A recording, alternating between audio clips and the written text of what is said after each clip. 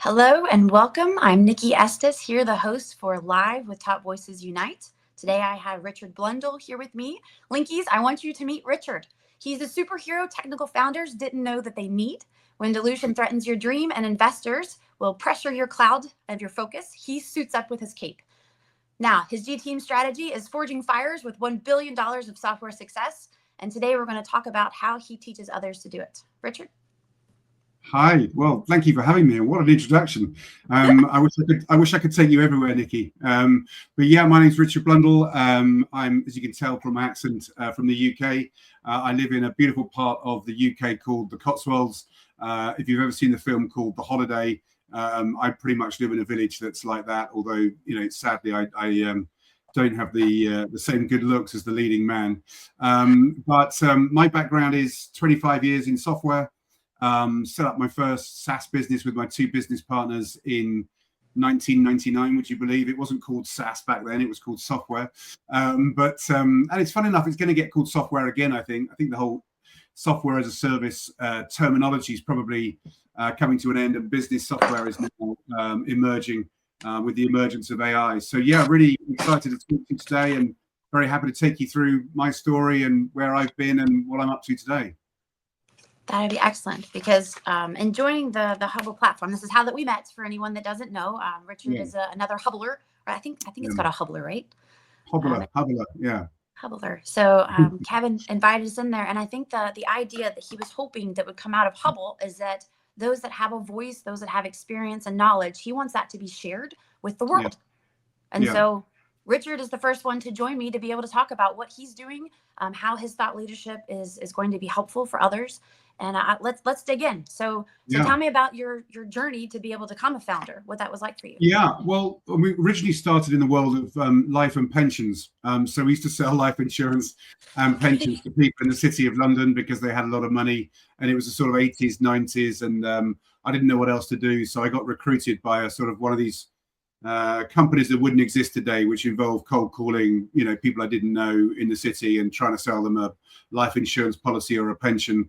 But met two other kindred spirits in Chris Topman and Paul Watson, and decided that rather than give half our commission to people we didn't know, and who worked in a bigger office, we were going to go out on our own. So we sold our cars. We raised about £5,000 each at the time, stuck it in the middle of a pot, and hired a tiny little office above a garage in Mayfair, which is like within 150 yards of where the US Embassy is in London. If you've ever been to London, you'll kind of know where that is, but just off Park Lane. Sounds very posh, but this was a one-room office with three of us in there and an assistant. And we just had to sell for our lives. It was literally, we had nothing else to go back to. We'd left our jobs. And thankfully we did, and it was amazing. And then the internet came along, and we got these things called email, and then networks came along, and then the internet turned up, and we thought, wow, there's something in the internet, and we just need to figure out how we're going to, hitch our wagons to it. So because we worked in life and pensions, by that stage, we were selling group schemes to companies because they had bigger checkbooks. I mean, literally in the UK, they had a bigger checkbook than normal people, but also they had more money, and we felt that was where we were going to head. And one of the pains they had was that they weren't able to visualize the benefits that they were being given to their staff. They were given a booklet with, you get this much pension. I know the terminology will be different in the US, but retirement planning, this much life insurance, health insurance, but it was kept in a book in the drawer. So our bright idea was to hook up HR and payroll companies like Sage with insurance company providers like AXA or Sun Life. And then we could give people an online total reward statement, which showed their salary, their bonus, and all their benefits. And at the time, it was just a really innovative idea. It grew in the livery of the company. And we went out and raised a load of money in 1999 off angels and VCs. Went to market and got our value proposition completely wrong. Fell flat as a stone first 6 to 9 months, and couldn't work out why fairly bright, intelligent people, we knew we could sell. We were really good at selling, but we were just not resonating. And this was the first big lesson that we had in the world of software, which is stop thinking that you know what your customers want, and actually go and ask them maybe what they want and what their problems are and what their pains are. And it actually took a customer of ours to turn around to us and said, why do you sell your product upside down? Why do you sell the little widget on the back, which is the really valuable bit, and the bit on the front is kind of meh, nice to have? And that changed our world. We suddenly realized we were an administration tool, not a benefits visualization tool. So we flipped our whole value prop, and it went mad. And we sold it to Walt Disney, Tyco, Hasbro, London Stock Exchange, Warner Brothers, Green King, and it just went on and on. It was just a fantastic journey. And then we got on the radar of a company that went on to be called the Message Labs Group. And you may have not heard of them in the US, but this was antivirus, internet level antivirus scanning. So basically, rather than an email being sent straight to you in your inbox, it would question the email and make sure it was okay for spam or viruses. Mainly, that was the first bit. They liked our customers. They wanted us to go on that journey with them. We decided to sell the business to them, which turned out to be a good thing, because over the next 5 years, 2003, 2008, we went on this incredible 0 to 150 million of annual recurring revenue journey. It wasn't all down to us by any stretch of the imagination, but we were part of the senior management team. We were in the room, and that business got sold in 2008 for $700 million to Symantec. So it was an incredible journey, still one of the biggest European software exits, of the last 20 or 30 years. After that, Chris, my business partner, went on to set up Notion, which is a big European venture capitalist company. He's also on Hubble. Paul stayed on as the chief exec of the original holding company. And I went off because I still had the wanderlust to go and do some startup, scale up, CRO, CEO stuff. And then about 5 years ago, we sat down one day over too many beers, and we were saying, what do you want to do next? And the answer was, we want to do something together. But we would really love to stop being founders and actually start going back and find ambitious early stage or early to mid stage founders who find selling and go to market really challenging, which is often technical founders, because they're brilliant at creating products, but A, have no experience of selling, and B, that whole sales process is very unnatural to technical founders, and they're very uncomfortable with it. And they have their dream with their products. It's a bit like the photograph on Martin McFly's guitar. The longer this has gone on, the more the image of where they're trying to get to starts to fade away.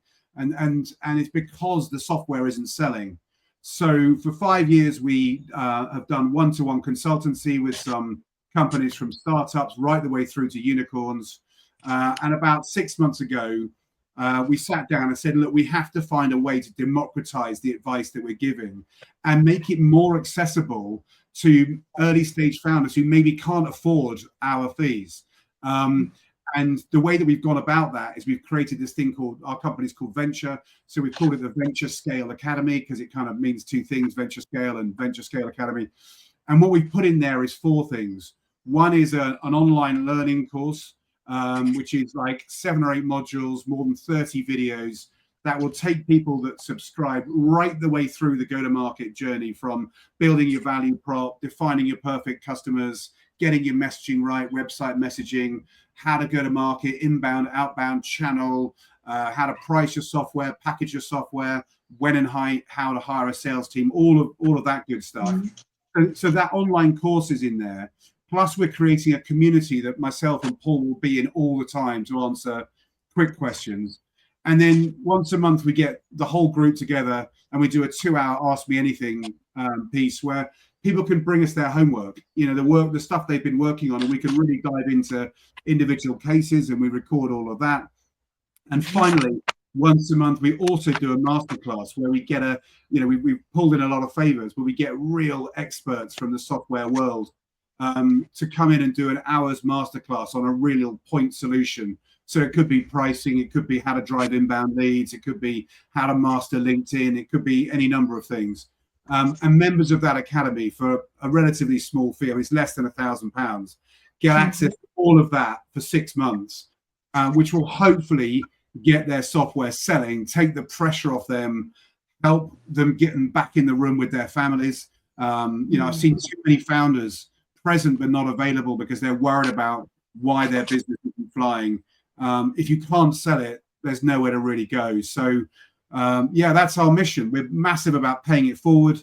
And this is a way we feel we can democratize what we've done and pay it forward and leave it as our legacy for people to learn from what we've done. There's so much in there.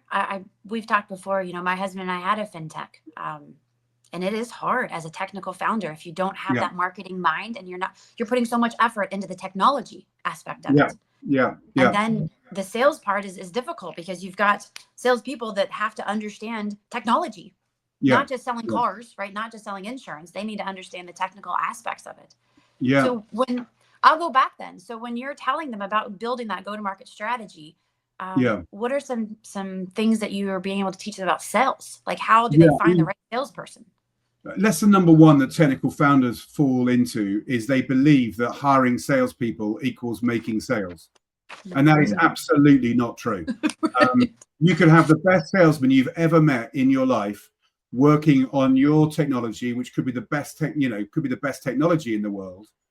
But if you haven't gone through the process which we educate people on the course, it bounces off too much. It's a bit like on the Apollo missions, the astronauts coming back into Earth, and you have to get the angle of attack on a business absolutely right. If you come in too shallow, you'll bounce off their natural resistance, which is the atmosphere. And if you come in too steeply, you'll burn up. And it's not about necessarily salespeople obsessing about the technology.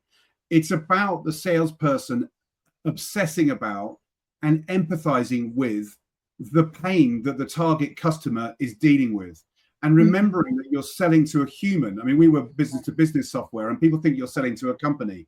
You're not. People buy from people, right? So this person, let's say they're the head of procurement or the head of HR or whatever it might be, is going to work every day. They might be frightened about their job. They might be doing well. They might be doing badly. They might be captain of a ship that's sinking. There may be the team is in conflict. They're fighting with each other. There's stress, there's tension, there's processes that aren't working well. We can't get our goods to market fast enough. We can't hire fast enough. We can't, whatever that pain might be, that is their morning, noon, and night obsession, right? And in fact, you often find at 3 a.m., they're lying awake at night, staring at the ceiling, sweating and thinking, if I don't fix this problem, I might get a tap on the shoulder one day and be asked to leave. Or conversely, if I could fix this problem, if there was a way of fixing this problem, might one of three things happen. I get congratulated by my boss and mentioned at the next senior management team meeting. I get a promotion within the organization I'm in. Or the biggest dream, I get a phone call from a headhunter saying, I see what you've done sorting out procurement at ABC PLC.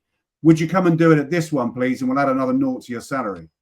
So what you need to obsess about is what is it that's keeping them awake at night? Now, if a broken process is keeping them awake at night and you come in and try and sell them software that's got nothing to do with that broken process, then you're not going to get anywhere. So how do you find out what's keeping them awake at night? You ask them. You ask them. Ask them, what is it that's on your mind at the moment? What are your top 3 objectives for the year?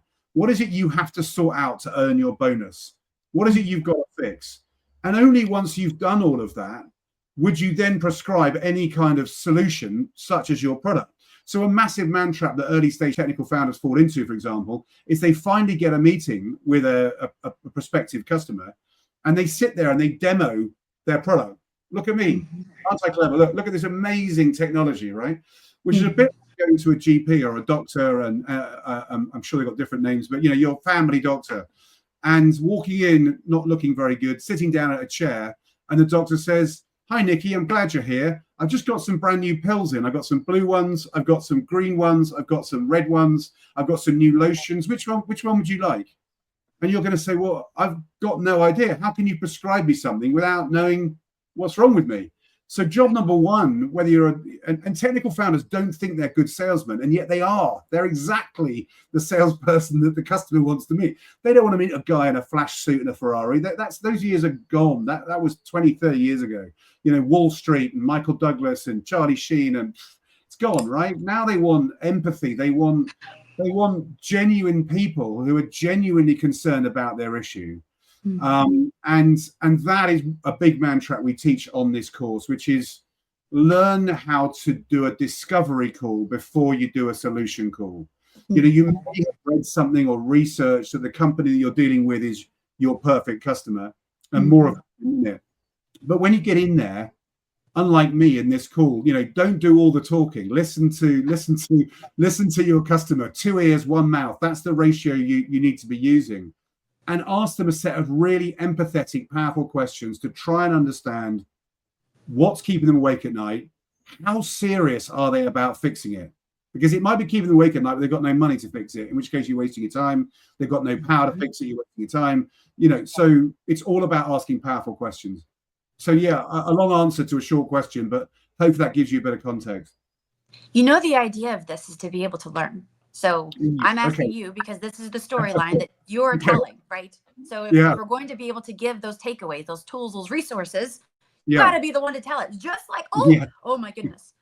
Just like my husband was the best one to be able to explain the technology because he knows it and he loves it, right? So I can't explain your business as well as you can. No. And that's another really good point, Nikki, which is don't try and explain technology to a buying persona, right? Because they're not interested in how it works. It's like trying to explain how a car engine works to me, right? I've got no idea. I could care less. If it goes wrong, I'm not going to fix it. I'm going to get somebody else to fix it. All I want you to tell me about is how good I'm going to look driving it, right? And how it's going to get me from A to B better. So there's no point going into technical, explain the technology bit to the technology people in the team who understand it, the integrations, the APIs, the so on and so forth. The art of selling software is combining a brilliantly crafted value prop, which matches pain to solution, right? So you've got a splitting headache, and I'm the only one that's got the pills to solve it, right? And if you've got that, if you can create a value prop that solves pain for your target market, and we'll come back to your target market in a second, how do you find out if your value prop solves visceral, really painful issues for your target market? Go and ask them, interview them. Why is it in software we are the only industry in the world that goes to market without testing its product? You wouldn't take a medicine to market without testing it before you go. You wouldn't take a soft toy for children to market without testing whether the ears come off or the eyes come out. And yet we go to market thinking we know more than the market does. So what you do is you create a thesis, a PowerPoint, and you beg, borrow, or steal, and you reach out to your network and you ask your brother-in-law and your mother-in-law and anyone that knows people who operate in the target market or the target jobs you're going for. And you say, look, can I please download your wisdom? I'm not going to sell you anything. There's nothing here to buy. I just want you to download your wisdom. I think companies like you have this problem. Can I show you what I think it is?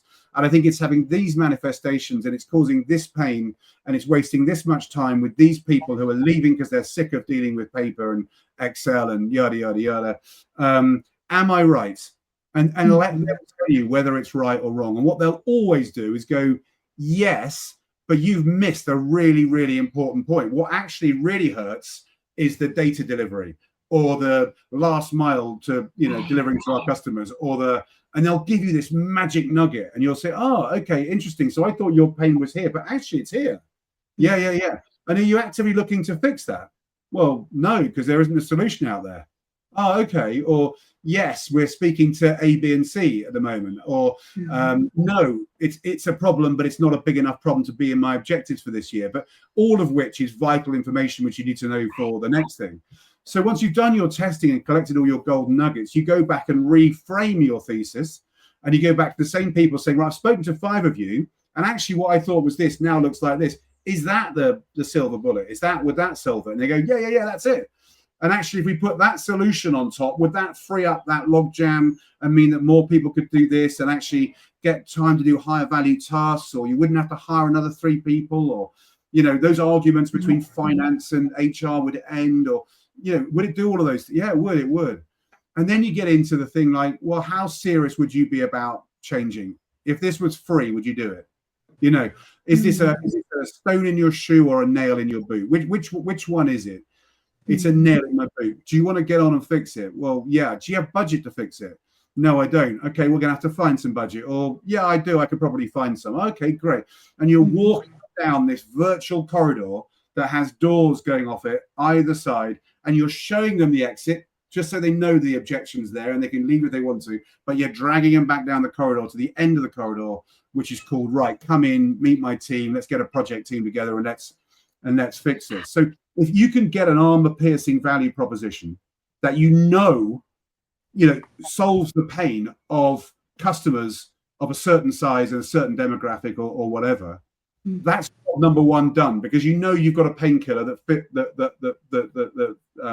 and you've done a lot of research and you've changed your value prop to get there. All you then need to add is perfect customers, right? And that sounds easy, right? But if you had a value prop and you had 500 people virtually in a theater, an auditorium, who were the economic buying personas of companies that had the DNA, the attributes to make them a perfect customer for your software, it's what we call go-to-market fit. We've got product market fit. We know that works. Now we need go-to-market fit. And what it means is that it depends what DNA you need, but very often what works is, mid-sized companies, not enterprises, because they're easier to get to, easier to make a decision, faster to value, faster to install, all those sort of things. But you build up DNA, which we also teach you on this course, of the 8 attributes of, they're based in North America, they have a turnover of 10 million to 50 million, they're in pharmaceutical or industrial or whatever they're in. They have these attributes: fast turnover of staff, slow getting products to market. We've done our research. From what we can see on the outside looking in, they're a forward-thinking company that likes to invest in the latest tech. They want to be more, whatever the diagnostics are, whatever the attributes of them are, that makes them a perfect customer. If you had 500 of those in an auditorium and you showed them your pain slide and you showed them your solution slide, I would bet that at least half of them would come up to you at the end and say, can we have a conversation about my business, please? Because they've got their pain and you've got the right customers there. So we spend a lot of time on the course teaching how to build that armor-piercing value prop and how to build the diagnostic of the perfect customer. And then the third job is, how are we going to go to market? Are we going to be marketing-led, inbound, get inbound leads? So we're doing lots of ebooks and user guides and webinars and seminars and come to us. Or are we going to go and hire a sales team because we know these people have got the pain and we're going to email them and do the full cascade and all that?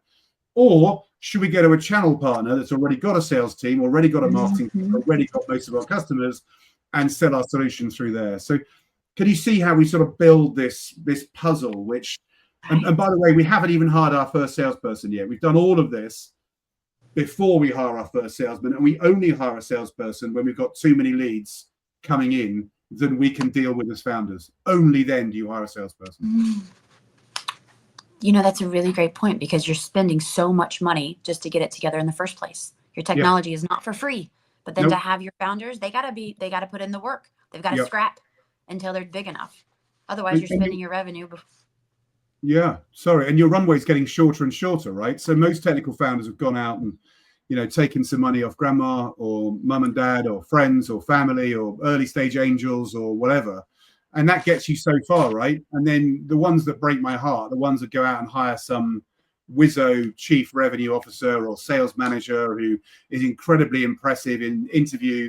And let's be fair, technical founders don't necessarily know what they're looking for, in a salesperson. And we teach that. There's a whole module on when and how to hire a sales team and what you're looking for. But they blow the bank on a salesperson thinking that's gonna work. Now the salesperson could be a wonderful person and brilliant, but you're sending them into battle with a blunt axe if they haven't checked that your value proposition fits, and they're spending all their day talking to perfect customers, not imperfect customers. So much of this is about stopping technical founders investing huge amounts of money in sales and marketing until you know exactly who it is you're going hunting for.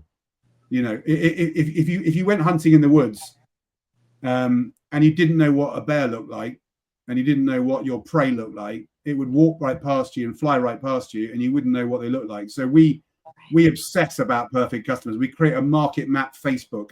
That's not the Zuckerberg thing. It's a face space book, right? So it's 100 pictures of the faces of the economic buyers that at the end of the day are the difference between us being hugely successful and us failing. If 50 of those 100 people who've got the pain, are in the right demographic, can make a decision. If they say yes, that is a starting point to an incredibly successful business. So we better get to know these people really well. And I'm not saying we stalk them, although we do a little bit of that, but we really, really get intimate with them. Where do they speak? What are they speaking about? What do they care about? What football team do they support? You know, are they serious about CSR? Any hook we can find to begin that conversation. So then in that stalking or not stalking, where do you suggest that founders start? Like, is it on LinkedIn or is it on websites? Yeah. Where is it I mean, going? fortunately today, we're incredibly lucky, right? When I first started selling, we had a phone book, you know, we had yellow and we had a company's house. You know, we had a company's house. So if you wanted to get the name of one of the directors, you had to go to this building called Company's House in London and draw down their accounts, literally on paper, and it would tell you the names of the people there. But so, you know, when people like us say, you know, you kids haven't lived, trust me, that there's a little bit of truth in that. But the joy of today is you've got LinkedIn, obviously. And if you haven't deeply researched your potential customers before you go and see them, you know, prepare to pick up a wooden spoon on the way out, because, you know, that is the most simple. You need to know where they've worked. You need to know where they went to school. You need to know who you know who might know them. You need to know any interest they've got. You know, there's other things like Instagram and Facebook that you can put their name into and see whether you can find them.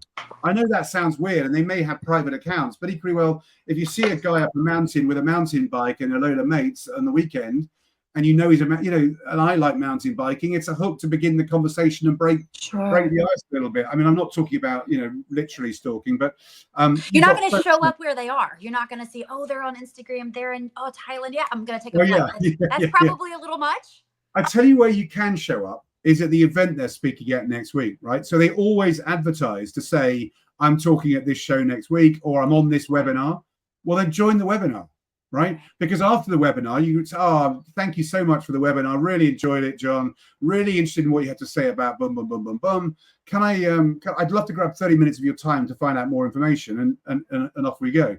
You've also got ChatGPT, and you've also got Google, right? So put their name into Google, put their company name into Google. You should be looking at company accounts. You should be looking at the company website, because they all tell you about themselves and what they're serious about. So if you're a company that we work with a lot that's got a big social agenda, a CSR agenda, or I know it's not popular university today, but a DE&I agenda, and you find a company that takes DE&I and CSR really seriously, it's on their website, and you've got a product that plays right into that, well, in your conversation, your discovery call, you should absolutely be playing into that, right? Because that's in their DNA. That's what makes them happy. So I can't tell you the number of times people have come to sell something to me without knowing a thing about me, or the number of times I get LinkedIn messages or in mail when they clearly don't know anything about what I do for a living. And it just drives me mad. You just wasted one of your 50 in-mails a month or whatever it is, trying to sell a product without doing any research. And that, I get quite passionate about this, and that is just the height of arrogance. I just, you know, it's so difficult to sell. It's so hard, particularly in the current climate. And it's getting harder every day, as we were talking about before we came on air. It's getting harder every day, right? So all of this is about stacking the odds in your favor. And 18 months ago, we wrote this book, The Go-to-Market Handbook for B2B SaaS Leaders. And in there is everything I'm talking about today on a thinner basis. But it's the Academy course is all of that, you know, times 10, because we got much more time on a video to take you through it. So when did you write that book? It was we published it, what year are we now? End of 2023. So October 2023. Okay. And is that on Amazon? It's on Amazon.com. It's sold more than, I don't know if this is good stat or not, but it's sold more than 3,000 copies, which for a completely unmarketed business books, had no advertising at all. It's pretty cool. It's sold in 18 different countries, and the number one country in the world that buys our book is the US of A. Wow. Amazing. All right. Well, that is amazing.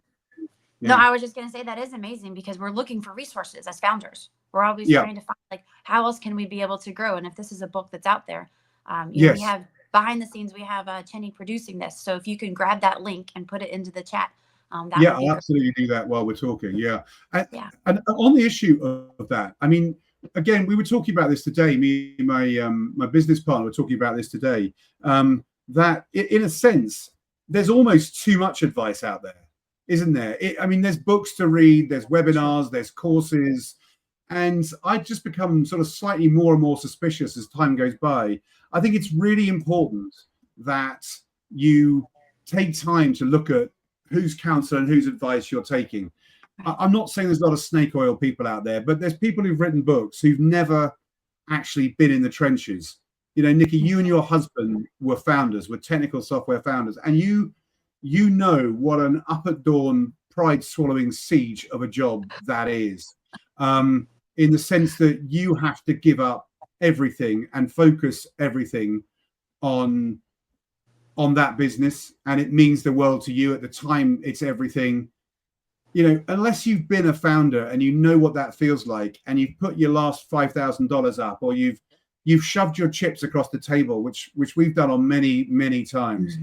Unless you know what that feels like to be in the trenches and to have the bruises and the cuts and the scars, you know, everything that we've written about, every course that we've done, all of the content has come from the businesses that we failed in, not the businesses that we succeeded in, right? It's really easy to captain a winning team, really easy. It's very difficult to captain a team that's struggling and not doing well. So the lessons that we impart, you know, just make sure when you're buying a book, you know, you're in an airport, you turn it over. Two things I avoid: one, somebody who's never actually done the job themselves, and secondly, how to make $100 million in 3 days, or how to make $10 million.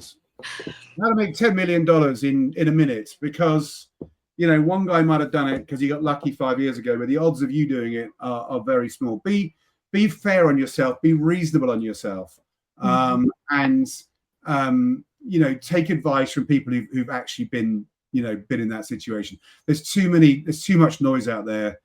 Keep it simple. Keep it clear, keep it simple. That would be my advice. Sure. You know, I think you're on the right path as far as like, there's so much information out there. There's so many live webinars that you can attend. There's so many books, you know, so as a part of like my mission after we sold is I wanted to be able to provide the network, because we didn't know anybody. We had several great ideas before we started the ICG Pay. We had this idea that you could go buy a house and there would be a sign in the yard with a QR code, and you could scan it and it would give you information live on your phone about the house that you're going to be passing. And that would be on an app, you know, that you could log into, and you could see the realtor information and have live, you know, things that you could go and make a phone. We didn't know anybody, and we didn't have any money. We didn't have the resources to be able to go forward. A couple of years later, this company, I don't know if you've heard of them, Zillow. They came out. We had nothing to do with it, right? But that was a part of like just having those resources. So my goal now that we've sold is that I want to be able to give those resources right away. Like I want to give you a network. And something that I found really cool about your four pieces of your company is the community. You have this goal to not only educate, but hey, jump in. Let me teach you. Let's have a gathering so you can get more resources, because you're not the only teacher within that community. Other people have failed in other ways and can be able to talk about it. And that's fascinating as well. I mean, one of the things that I was asked to do, and I've just finished it now, is go and teach at a business school in London. It's a European business school called ESCP. And they asked me to go in and be a visiting professor to lecture on go-to-market for B2B software companies, business-to-business software companies, as part of their MBA master's course. And I was like honored, terrified. I mean, I can't tell you how nervous I was the day I walked into that lecture theatre for the first time and saw 42 young people who, frankly, are far more intelligent than me. I suspect they've got a lot more money than I had when I was their age. But anyway, they're very, very bright, right? And to teach them about something that I've been doing, that I had to learn, you know, on the job previously. And when it came to building, and it was incredible, right? I mean, humbling, and the output they've created from what I've taught them is just fabulous. I've just seen their final decks come in, and it's brilliant. And they've got an exam to do next week, which I'm not looking forward to marking. But you know, that experience taught me about an academy, right? And it's a really good point you just made, which is what's in an academy. What do people want today from guidance, right? They want a human touch. They want to talk to a person, right? They don't want to just read a book. even though we made a book. They don't want to go on a course, even though we wrote a course. We had to figure out a way to get students or founders who want to come to our academy, to come into the academy, to do the bit that costs all the money and the time from a consultant like me, which is to follow the process and to follow the course, right? That's what we charge the money for, to sit in a room with a whiteboard and go through. And we've taught you how to do that bit, right? So you do that bit with homework and with guidance. And along that journey, we'll wrap a community around the place. So at any time of day or night, you can ping a message to me and Paul and say, I've got stuck here, or how do you do this? And we can quickly dip in and go, I'll make the PowerPoint animate, or make it do this, make it do that, and we can give them quick advice. And then at the end of that journey, they can book in for 1 hour to meet and to speak to a world-class expert that we know. And this is where the kind of Hubble thing, probably probably comes in, to say, right, you've built your pain visualization, your solution visualization, you've got your perfect customers. I would love to speak to I want to go inbound. I want to be a marketing-led business. I don't want to hire a sales team. I'd like to speak to two people, a world-class LinkedIn expert who can help me project my message out onto the market. And I'd like to speak to a world-class inbound marketing company for 1 hour, please. And I'm going to show them my pain statement. I'm going to show them my target market. I'm going to get them to help me with messaging and with tactics and whatever. And for that, maybe I'm prepared to pay $200, right? Which is, I don't know what it's like in America, but it's an expensive night out, or it's dinner for the family, or it's whatever, right? It's a bottle of wine and a few courses. But for that, I get to spend 1 hour with someone world-class. I can then go and change my deck and change my advice and get my LinkedIn profile sorted, or get on their course if they've got a course and go to another course, or whatever it is you might do. And they keep looping back, and then they've now got their messaging right and their inbound right, and they want to learn how to hire people. Then you go to the hiring expert who's in another room of the academy, and you do maybe an introductory call just to make sure you're doing the right thing. And then you do the course, and then maybe you're into raising. So in our academy, we've got how to sell like a pro, how to hire like a pro, how to raise like a pro, so that you can go to all these. It's a one-stop place where you can go into all the rooms, do the courses, and keep checking back in with an expert. And those experts are going to be doing masterclasses as well for the academy, because I'm going to interview them like you're doing this now. We're going to record those and store those in the academy, so that anybody who's missed it or wants to come back can come back and look at it another time for free as part of their academy fees, right? So again, another really long-winded answer, I'm sorry, but it's basically what's missing in coaching and training is the human touch. Now, that can't be free, right? Because if it was free, I would have to spend my whole day answering questions from people who want to ask me stuff for free. And that's fine. And I've got a pretty big heart, and I've already created an online course that has democratized hundreds of thousands of pounds worth of advice into a $900 course, right? So I think we've already done our bit in terms of where it's at. The reason why we charge that time for that hour is we need to talk to people who are serious about fixing their business, right? And it's like, if you want to go to if you want to lose weight and you want to get fit, do not listen to the advertisers. There is no quick answer. It's going to take time. It's going to take commitment, and it's going to take some really, really good advice. And for that, most people, particularly in the States, I think, if you want to go and get expert medical opinion, you would normally put up a couple of $100 to go and sit with a dentist for an hour, or a doctor for an hour, or a lawyer for an hour to get some really good advice about your teeth. This is your business, right? This is everything. This is your family's future. This is your mortgage paid off. This is your financial freedom. If you're not prepared to commit a couple of $100 to go and find out that answer, then there's no win-win. There's no product market fit. There's no pain solution fit. And for the person who's giving the advice, they know this person's parted with money. So in my instance, I am going to be absolutely world-class for an hour with somebody who's given me $200 or whatever it is for my advice, because I want them to do well. Do you see what I mean? So why don't you do it for free? Because then I'd get everybody, and I'd get all the people that would waste my time and theirs, where actually I only want to work with people who want to help themselves. Right. You know, the greatest movie you have to watch is Jerry Maguire. Help me, help you. Right. That is it's where the Up at Dawn Pride Swallowing Siege line comes from as well. It's a film that is made for founders. You need to take every word out of it. There's a guy who has nothing. He's got one client, right?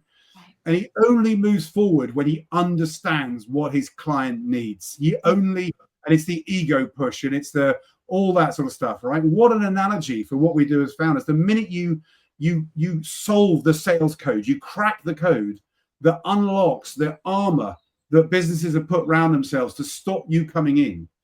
And the way you crack it is by caring. People don't care how much you know until they know how much you care. And that is an idiom I have taken through life. So tell your customers that you care about them. How do you do that? By empathizing with their world, by understanding their world, by not asking stupid questions.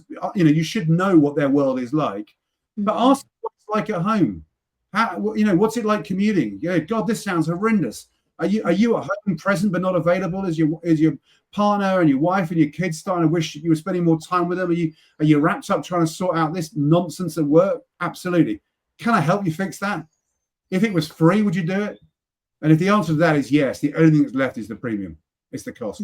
Yeah, that's all that's left. So yeah, it's all of those things. It's empathy and it's caring. I can't remember where that question started, but hopefully that's a decent answer. I'm listening to you though, and the way that you are telling them how to do it, you're doing it within the course. Yes. You've gone out and found out, what do founders need? You know, yes. Where is their heart? Where is it that they're having pain? Because if you're doing that by the modeling of it, then they can be able to do that. They just copy what you're doing. Absolutely. But in their own way. You're showing them, like, look at the way that I just asked you this question. Look at the way that I'm talking to you, because I understand your pain point. I understand that you're not with your family. I understand that you're working late hours, you know, and you're up at 3 a.m. and you're stressed about your tech because you have this huge vision and you want to scale, but you're not. So let's talk about it. Let's talk about what that looks like. And then you teach them.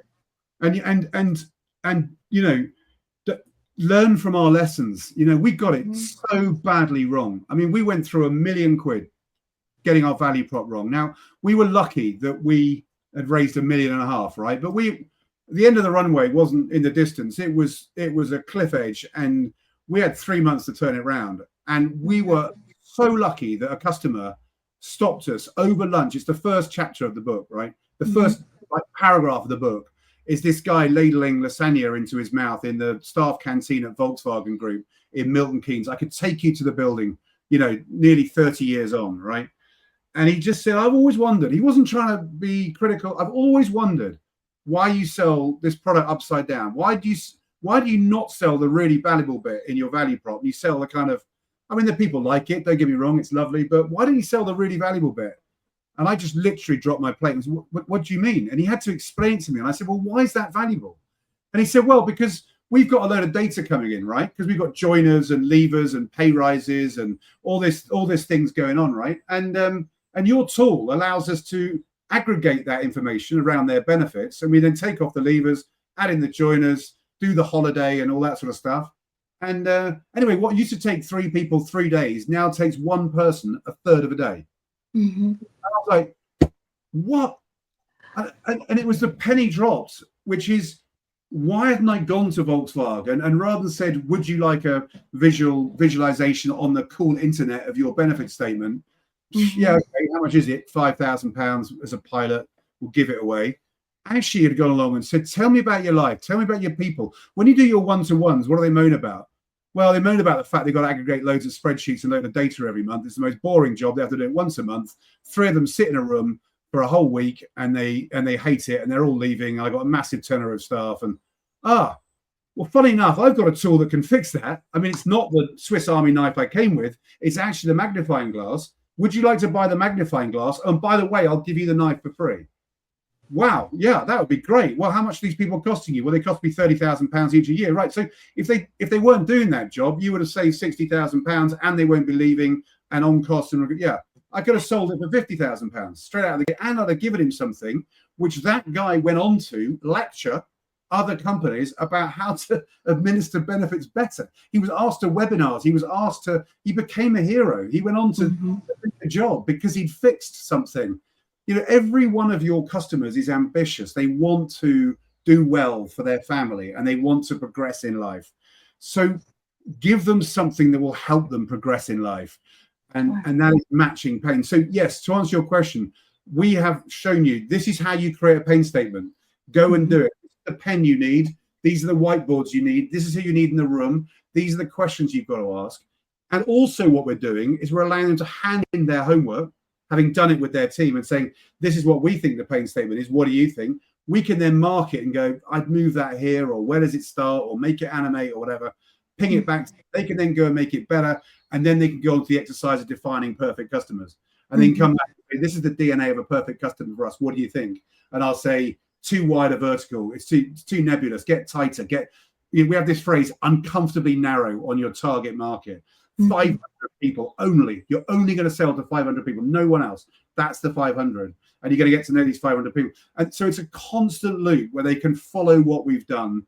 And it's not, those that can do and those that can't teach. It's people who've actually done it, got it wrong, spent the money getting it wrong, have now gone out and taught it to unicorns who did and have flown. And now we're saying to startup founders, learn what they learn. It's not magic, it's common sense, but follow this process. And the book that I told you about, the subtitle is Stacking the Odds in Your Favor. That's all we can do. There's no guarantee you're going to become a billionaire reading our book or on our course, but we will increase the chances of you succeeding dramatically if you follow this route, not go down the mistaken route that we went down. Because at the end of the day, it's all about the people. Whatever it is that you're selling, who cares? Because you're not selling to robots. You're selling to a human that has a need. Never has a truer word been said, Nikki. And we're living in a world of a proliferation of technology, right? Everyone's got an idea. You can create a website with 3 clicks of a button. How do I know that? Because we did it this morning. My business partner did it this morning. We want to set up a better academy website. There's all been a bit, put together in bits and pieces. You can get AI to create you a product, a platform. Everyone's got AI. You can't go on Instagram without AI this, AI that, AI the other. Oh, everyone shut up. It's about people buying from people, right? And if you want to sell a $20 bot, knock yourself out. There's plenty of money to be made. Go on Instagram, do the funnel, blah, blah, blah, blah, blah, blah. But if you're interested about selling $30,000, $40,000, $50,000 a year software licenses that improve the quality of life of people that work there, that make their daily life more fun, that gets the person that bought it promoted or patted on the back or headhunted. If you want to do something serious, it's about people buying from people. And what's different about our course and our academy, and we think unique, is at the heart of it is this bunch of experts who are going to help you on a low touch, lightweight, very fast, check in, check out, 40 minutes, half an hour, 1 hour, bang, bang, bang, bang, bang. And you might end up spending $1,000 on consultants fees. But so what? Compared to what? Compared to business. One sale, Right. It's your business. Yeah. And you have to care. If you care about your business, you have to care about the people. You can't be egotistical that I have the best tool in the kit if you don't care about selling it to people that actually want to buy it. Absolutely. And hiring a sales team could cost you a couple $100,000, right? So before you do that, it might be worth putting a little insurance policy down before you go to follow 31, 32 videos. It'll take you, if you really, really went for it, it would take you a week, 10 days to do the whole thing. You don't need to do the whole thing. You probably need to do half of it really before you need to check in, because there's jobs and homework. You need to build your pain slide, your solution slide, your market map, get your messaging right. Then you want to check it in and go, am I going in the right direction? As if you were going to college. You go and see a lecturer and say, am I going the right? Yeah, that's great. Keep going. Brilliant. And then so there's just stages of this journey. But our job is to get this early stage plane off the ground, in the air, self-sufficient. Then our next job to go and get funding for them. And that's why we've got Raise Like a Pro. We help them build a deck. We help them do all the things that we've done and done wrong, done well and done badly. And they can graduate through different areas. And it's a low-cost way of stacking the odds in your favor. Sure. So then after going after this is your customer, This is your ideal customer is to get those early stage founders. Tell Yeah. us, how do you find them? What is the way that you identify them? It's a really good question. So LinkedIn is obviously a place for going to. So we post twice a day, every day. We have, if you look at our LinkedIn feeds, you'll see that there are really useful, we call them brain dumps, but they're really useful one pages that have one nugget of knowledge in about product market fit, or ideal customer profiling, or how to raise how to the perfect raise deck, or it just covers 150 of them, covers literal nuggets of information just that people can have a look at and like and interact and download. We're just about to put all 150 into the academy. So if consultants want to download the whole lot to use them in their own teaching and their own learning, they can do that. There's a small fee for doing that, paying for the printing costs. So LinkedIn is one area. And we have the same challenge, which is coming up with what's a perfect customer. And guess what does their pain visualization look like? And it's all built around personal human pain. Going to a customer and talking about time and money has been done for 100 years. It's called ROI. No one believes it anymore. Talk to them about personal 3 a.m. visceral pain as a human being that they're feeling, doing one-to-ones with frustrated employees. So what's our perfect customer's pain? Their dreams fading. They have this idea of being a tech founder, of selling $2-3 million worth of tech, of getting bought by Sequoia for 100 million, and living their life on a desert island. Or a lot of tech founders just want to have enough money to go and write more tech and create better products and go and do better things. And that dream is fading. Why? Because no one's buying their software. It doesn't matter. Everything else is irrelevant other than the product working, which we assume that a product's going to actually work. But let's assume you've got a product that works. If it doesn't sell, the rest of it is irrelevant. Don't worry about marketing. Don't worry about hiring. Don't worry about raising. No one's going to invest in you if you haven't sold anything. You've got to show some kind of traction.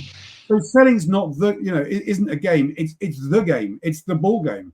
It's everything. So we're looking for technical founders who are lonely, frustrated, worried, absent from their friends and family, watching their dream fall apart, can't figure out why, can't figure out why something so brilliant. Because, by the way, the tech you described sounded awesome to me, and I'd love to have used that. And I can't tell you the thousands of amazing software products that I have seen hit the debtors' courts because they didn't figure out how to sell it. And people who are prepared to invest a little bit of money to crack the sales code, to learn a repeatable set of skills which will help them scale their business, which will give them and their family, yes, it could be money, it could be time, it could be kudos, it could be any of those things. But for most technical founders, it's kudos. That was the guy that built that tech. Wow. They just want people to recognize their genius, and they are geniuses, right? And God made them geniuses at writing technical software. I struggle to plug Netflix onto my TV. My daughter does it. I sell software. Ask me anything technical, I'm out the door, right? So their genius is not the genius required to sell and market a product. Right? Nor is mine to go and learn how to code. But if I had to learn how to code, or my daughter doesn't get fed, do you know what? I'll go and learn how to code, because I'm sure there's somewhere I can go and I'll do it, right? So that's the sort of best analogy. So, doing things like this, LinkedIn, and equally well, we're going to incubators and to early stage VCs and saying, you send these guys out in the world with $500,000, $1 million, and they go and hire somebody in sales thinking that's the answer, and they blow it, and they work their way through £1 million. How do I know that's right? Because we did it. We got the value wrong, and we were bloody good. We've done it. You're doing it every day.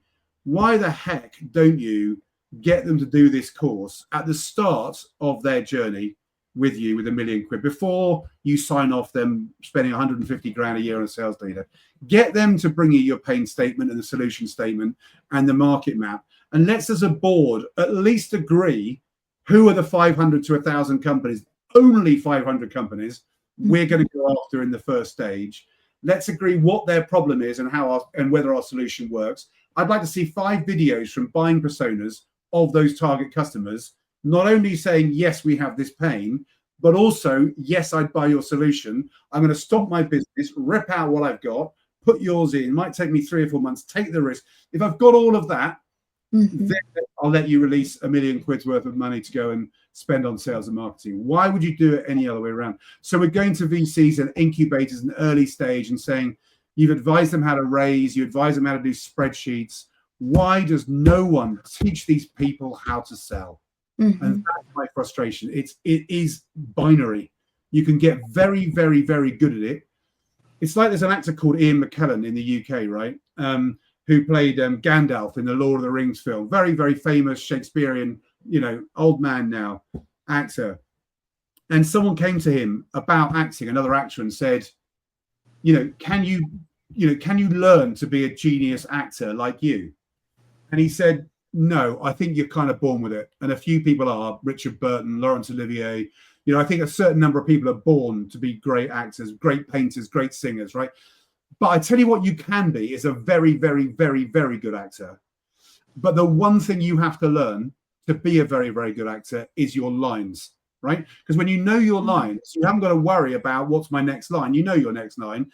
All you're worrying about now is how I'm going to deliver it. And the reason I say that analogy is not everyone's a great software salesman, but everyone can become a very, very good software salesman by learning some disciplines and learning some hard-earned lessons. So I think that's where we're at. So it's going to be a challenge finding people. We're prepared to almost give this away in parts of the world where they have very little.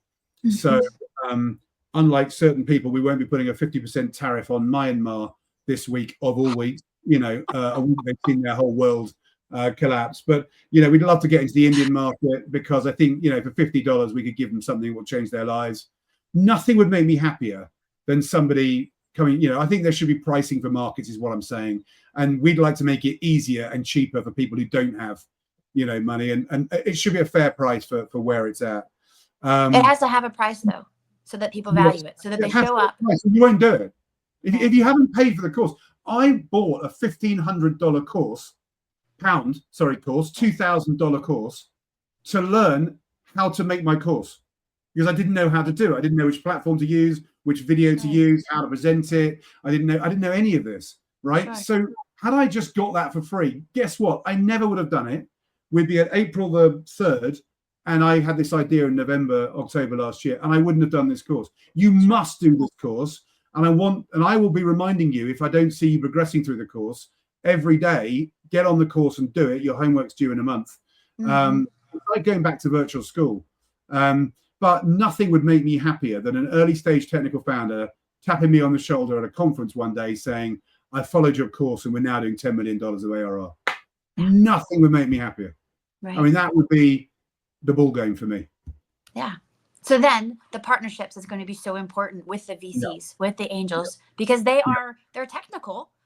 Maybe, they have money, or they're a part of a fund, but they may not be the mentoring type. They don't have the acumen to do so.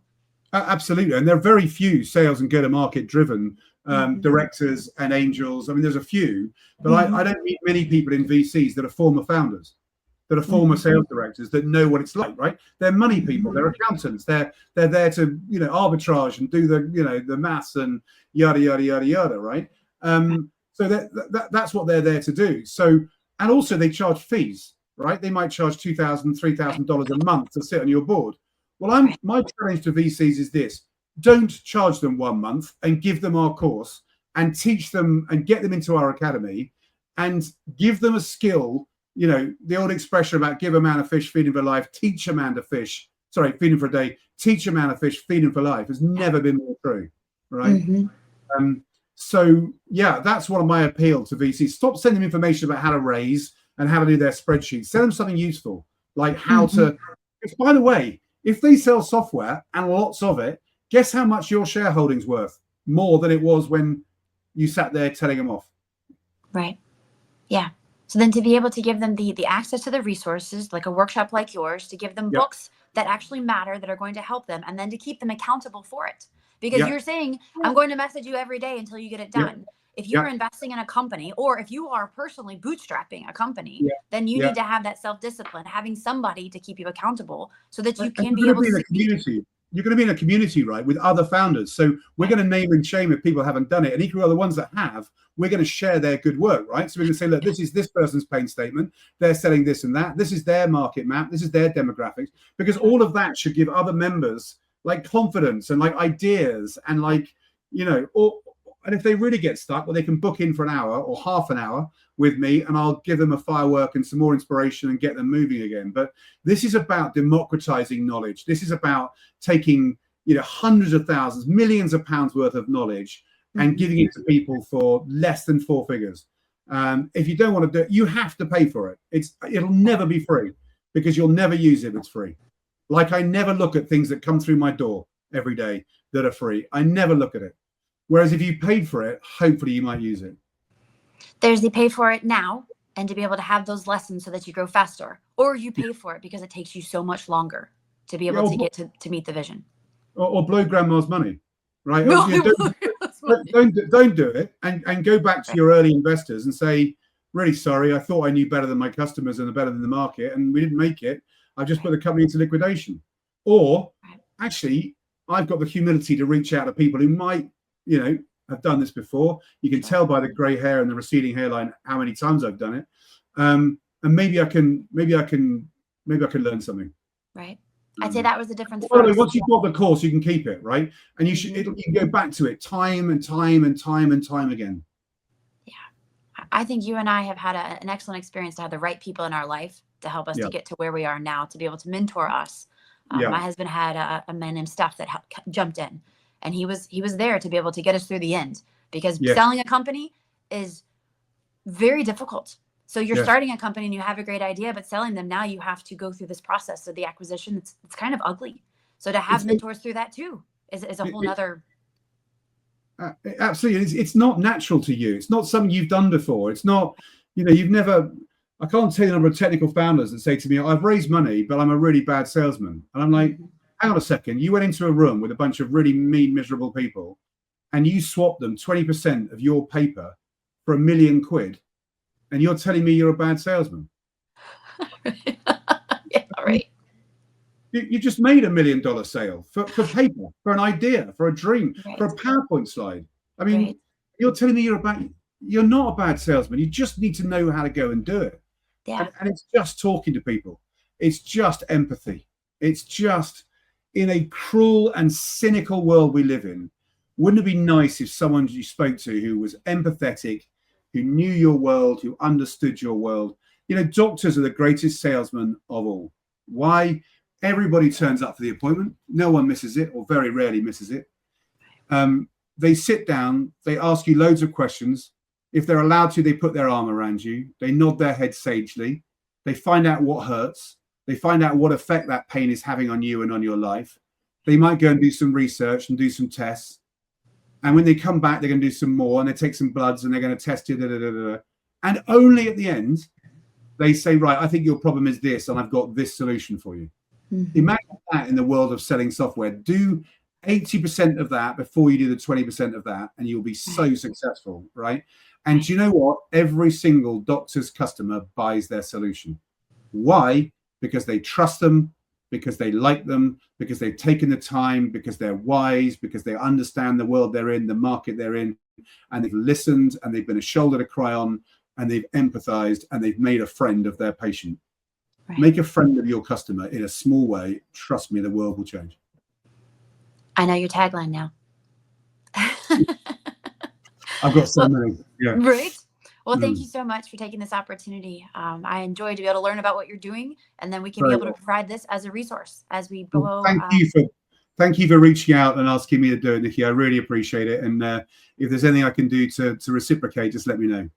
Sure. Well, we have our Scaling My Impact coming up on April 30th. We do a virtual webinar. It's 3 hours of this kind of conversation where founders are going to be speaking 15 minutes. And then we're going to have founders that are in the startup stage that are going to pitch. And Some of them may walk away with an investment opportunity, but in general, they're just getting feedback so that they can get to that next step. Because in July, we're going to be doing a live matchmaking speed dating session, and we're going to put pitches in front of the investments, and we're going to run with it. I think it's going to be great to help them to scale their impact. So thanks again for coming today. If you'd like to be on either of those, I'm very happy to join in. Okay, great. Well, I'll send you the information and we'll move forward. So thank you all that were in attendance today. I hope that you check out Richard, go onto his website. You've got his book here now in the comments, and click on his name to learn more about him and join that workshop. I know personally I will be telling my tech founders, check this out, because for that small investment, it may seem like a lot. You're so tight on your resources. Maybe you think, I don't know if I'm going to make payroll next month. I don't know if I'm going to be able to make this investment stretch a bit longer. Take this now. And don't wait for that length of time to where it's 10 years from now and you saw your vision to be able to disappear. We've deliberately kept it at a really accessible price to try and get more people to do it. That's a deliberate ploy. We don't necessarily need to be doing this, but this is about taking our message and democratizing it, around the world. And that's what we want to do. Every country in the world. I love it, Richard. Well, thanks, Linkies. We'll see you again on Thursday at 11 a.m. next week. Have a good day. Thank you very much.